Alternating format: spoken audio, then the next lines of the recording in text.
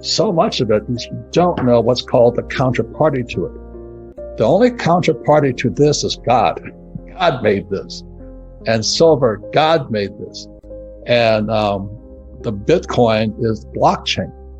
That's what gives Ethereum and blockchain. So some people ask me, I'm Satoshi. I said, no, I don't speak Japanese. But I don't know anything about blockchain's dollar. I don't trust the Fed. I don't trust the Treasury. And I don't trust our government. And I don't trust Wall Street. If you do, invest your ass off. But what they're doing is they're creating what I call a fake asset. So let's say I go there and say, Sarah, I'm starting this company. And I've been there. They hyped the company. And so really the issue is trust today. This thing here is in God we trust. There's no counterparty risk to it. But there's a lot of counterparty risk to this. And there's a lot of counterparty risk to BlackRock, to the stock market and all this. So that's why, I have John McGregor here, because that's what he does. He evaluates how stable is that business they're floating. Like Tesla is now $1 trillion company. Is it worth $1 trillion? I really don't know. But at the last EV conference, Tesla wasn't invited.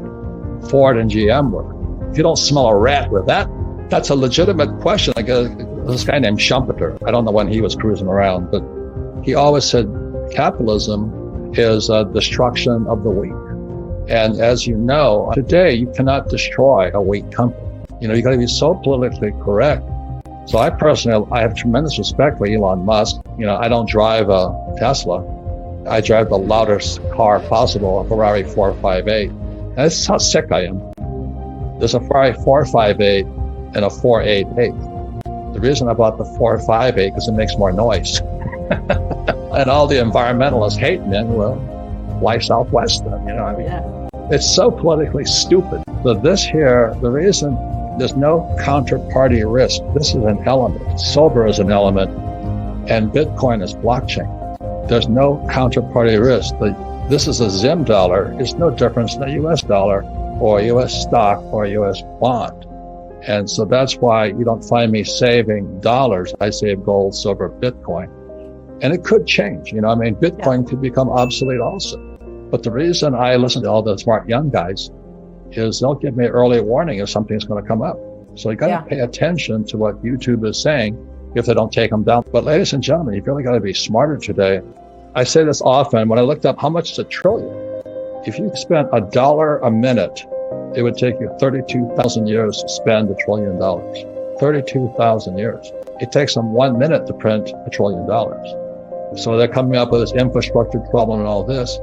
It used to be, if you printed, let's say $1 million, the GDP rose by $1,010,000. Today, you print $1 million, the GDP only comes up by 7. In other words, we're going further and further in debt. We cannot pay off the debt. And so what they're doing, they print more money, hoping to pay off that debt. It just makes the debt bigger, and this piece of toilet paper worth less. Our school system is Marxist. They're communists. The Fed is Marxist. So if you understand how communism has infiltrated America, you can be a communist if you want. You can be a Marxist if you want.